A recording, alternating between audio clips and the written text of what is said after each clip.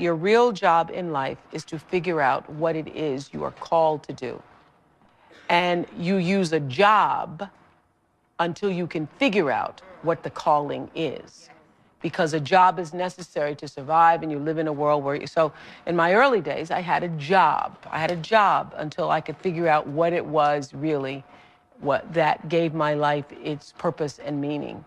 And I'd gotten demoted in my job in Baltimore as an anchor woman because as they hired me, and then they decided I was the wrong color, and I was the wrong size, and I was the wrong, you know, I had lots of problems, and they were trying to take me off the air.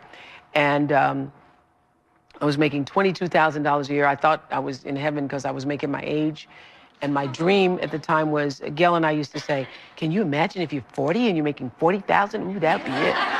So that was as big as my dream was, just to make my age. And then I did this, they put me on a talk show one morning because they didn't know what to do with me. And I was interviewing the Carvel Ice Cream Man. It was a local talk show. And Benny from, Benny, who was Mrs. Chancellor's butler or something on All My Children. Anyway, well, a soap opera star who wasn't the lead star. Remember Benny? Yeah.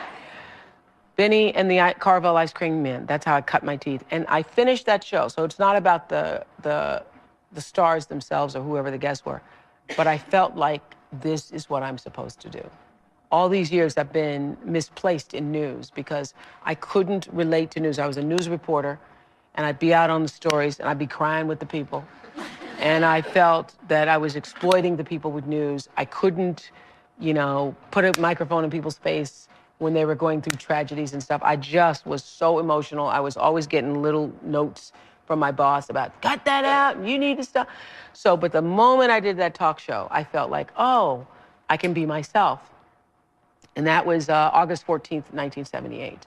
And that was the beginning of fulfilling the calling. And so since that time, August 14th, 1978, I've never had a problem with energy. Now, when I was working in news, I used to be exhausted all the time.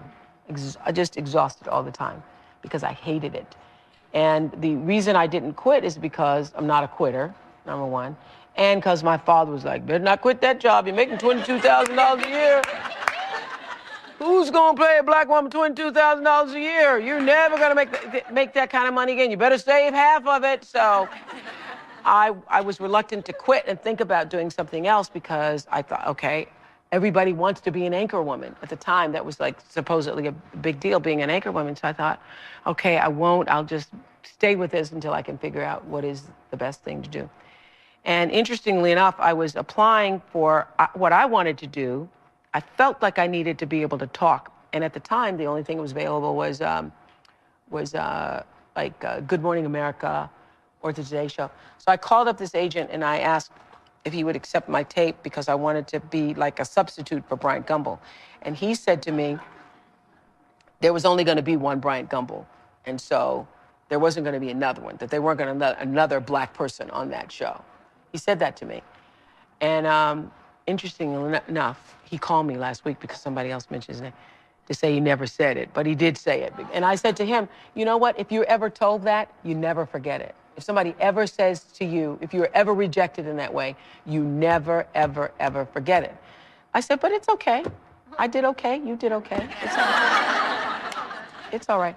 But the answer to your question is, if you can find what is your passion, if you find what you love, you never get tired. Or if you do get tired, you're fueled by the energy of your work. So I know that I'm doing exactly what I'm supposed to be doing at this time. I also know that what this show can do in terms of being a voice in changing the world, it's just the beginning of what this show can do. It's fun to do things like this, but and it's necessary to do things like this in order to be able to do the bigger, grander things, to change what happens to the face of children in Africa, for example, or what happens to education with kids in this country. So I believe that that what has happened to me is really the beginning of the greater passion to come. But if you find out what you're supposed to do, and you know what you're supposed to do by how it feels, You know, people wait on the voice of God to be the Moses in the burning bush. I think that was only Bible talk, you know, because he doesn't come to burning bushes for people. He comes through your heart. He speaks through your heart, through your feelings. And so you know if you're doing the right thing, if it feels like it's right to you. And when you hit the thing that feels right, when you know it's the right thing, you know it's right because it gives you your juice, and you know it's right because you would do it for nothing. You would do it for nothing and find a way to be able just to do it in order to be able to continue. That's how you know you're doing what you're supposed to be doing.